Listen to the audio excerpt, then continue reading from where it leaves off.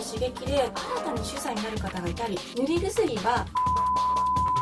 保険適用になりました。生活習慣で気をつけることとして、血管をような刺激があると主査が悪化します。皆さんこんにちは、皮膚科医の玉木由紀です。今日お話しする内容は、日常生活で赤ら顔でお困りな方のために主査について皆さんにお話をさせていただきます。最後までご覧いただきますと、赤ら顔主査について詳しくなれると思います。このチャンネルはニキビ跡湿疹などでお悩みな患者さんに正しい知識を世の中に広げるため、現役皮膚科医の玉木由紀がお送りします。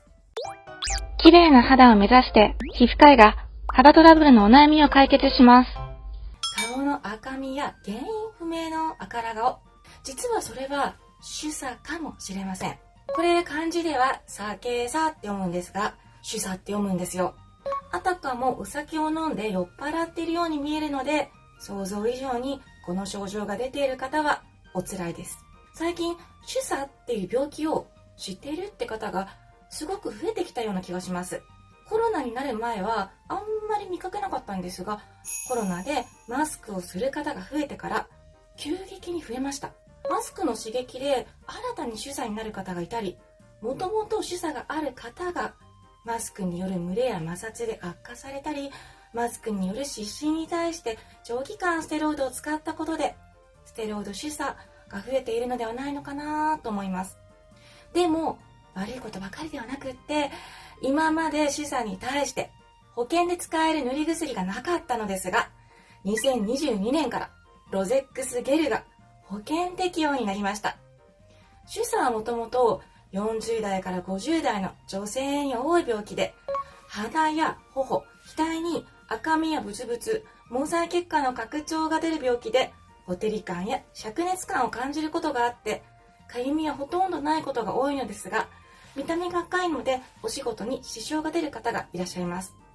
顔が赤くなる病気ってたくさんあるんですけど、他の病気との見分け方が難しい点も主査の特徴と言えます。なぜかっていうと、赤ら顔イコール主査ではないからなんですよ。赤ら顔に見える病気は他にも、何かにかぶれちゃったりとか、脂漏性皮膚炎と呼ばれる皮膚炎やアトピー性皮膚炎でも顔が赤く見えてしまうんですね。あとは主査用皮膚炎といって、ステロールの塗り薬を長い間不用意に使っていると主査に見える赤ら顔になります。このように純粋に主査だけをお持ちの方もいれば、他の皮膚炎も一緒にお持ちの方もいらっしゃるので、診断までに時間がかかってしまう人がいる病気なのです。で、どうやって主査を診断しているのかっていうと、だんだんと悪化していく経過と、紫外線や寒暖差で悪くなっているのかななどの悪化因子が重要なポイントになります。最初、主査の症状は、ほてりを伴った赤みが眉間や頬とか鼻に出てきて、最初の頃は皮膚の下の毛細血管が拡張したり収縮したりを繰り返すので、赤みが引いたり出たりするんですが、時間が経つにつれてずっと赤みが取れなくって、さらにひどくなると赤いボツボツが出てきます。実際皮膚科を受診される方の多くはすでに赤みが取れなくなっている方が多いです。実は主査って3段階あるんですよね。まず第1度主査っていうのは、見た目は顔の赤みとか皮膚の下の細かい血管が見えてきます。ほてり感が強くて、寒暖差やお酒を飲むと悪化しやすくて、更年期の女性に多いです。第2度主査、これは顔の赤みや血管の拡張に加えて、赤みがかったニキビに似ているポツポツした出来物が特徴です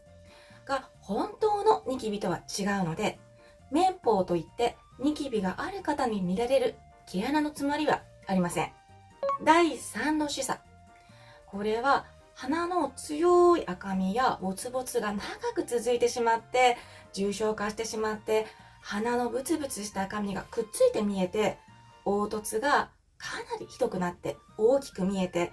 さらに長年の炎症によって肌の性質が変わってしまい、微粒といって毛穴が開いてみかんの皮みたいにゴワゴワになります。これは男性に多いです。1490年頃に描かれたドミニコ・ギルタンダイオの老人と少年の少年画に微粒の老人が描かれています。残念ながら原因が明らかになっていないので、確立された治療がないんです。なので悪化因子を避けたり、症状によって治療を決めるんですが、効果が見えないときは他の治療に変えてみるなど試行錯誤しています。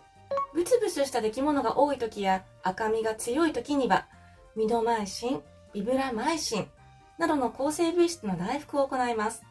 少し長めに飲まないと効果がないことがあり、長く内服すると耐性菌ができる可能性が問題になってきます。塗り薬はメトロニダゾールという抗生剤の一種であるロゼックスゲルが保険適用になりました。ロゼックスは抗炎症作用、免疫抑制作用により慢性の皮膚の炎症を抑えてくれます。1日2回、赤みやブツブツのところに洗顔、化粧水、乳液の後に塗ります。副作用としては皮膚の刺激や乾燥、かゆみを感じる方がいますので、その時は主治医の先生にご相談ください。あとは妊娠して3ヶ月以内の方は使えませんのでご注意ください。デモレックスというニキビダニがもともと毛穴には生息していますが、デモレックスが過剰に増えるのが主査の原因の一つとも言われていて、そういう方はニキビのような赤いポツポツが出ます。それを抑えるのがイベルメクチンクリームです。これは残念ながら3割負担の保険適用外の治療になります。で、漢方も主査の治療に使います。上生薬散、軽視伏両眼、エッピカ10等、白虎化妊娠等なんかがあります。健康保険の適用外にはなりますが、アゼライン酸っていう塗り薬も効果があります。アゼライン酸は主査の他にニキビにも効果があって予防も兼ねるので、良くなっても続けた方がいいかなと思います。アゼライン酸は最近では化粧水にも配合されていますが、一般的に化粧品に配合されているアゼライン酸は濃度が低くて、主査に効果があるとしたら濃度が 20% ぐらいは欲しいところです。有名なところで言うと、ロート製薬から20% のアゼライン酸が配合されている化粧品がクリニック専売品として出ています。しかも、アゼライン酸は妊娠中、授乳中でも使えるお薬です。あと、主査の飲み薬についてなんですが、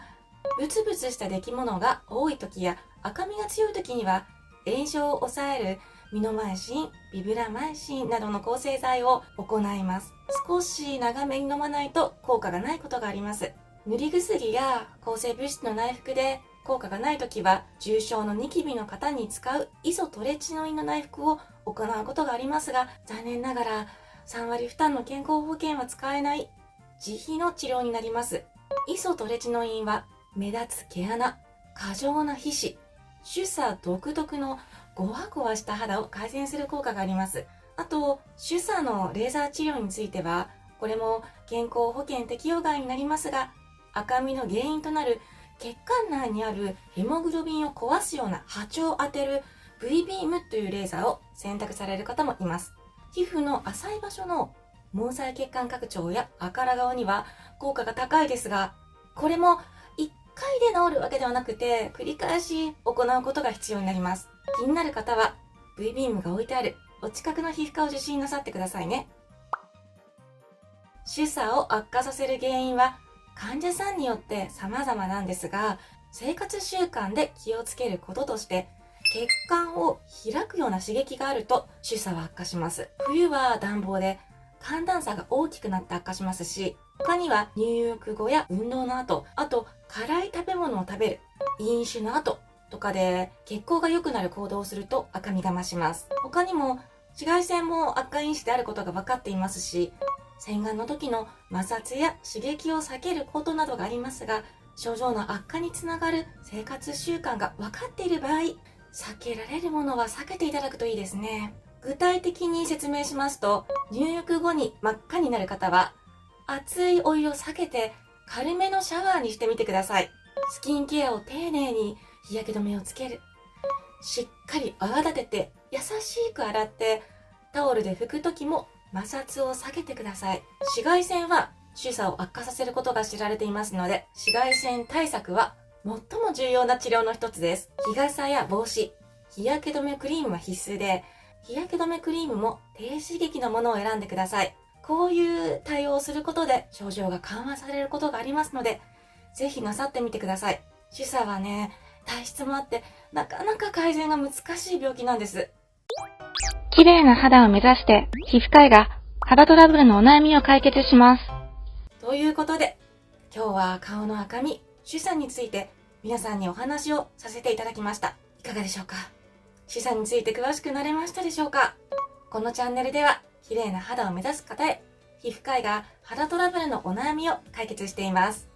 今回の動画が少しでも役に立ったなという方は、コメントや高評価ボタンを押していただけると今後の動画配信の励みになるのでとても嬉しいです。次回は知らないと後悔する糖尿病で起きる足の症状についてお話をします。では次の動画でお会いしましょう。さようなら。最後までご視聴ありがとうございました。このチャンネルでは綺麗な肌を目指す方へ、皮膚科医が肌のトラブルのお悩みを解決しています。コメントや高評価ボタンを押していただけると今後の動画更新の励みになるのでとても嬉しいです。それではまた次回の動画でお会いしましょう。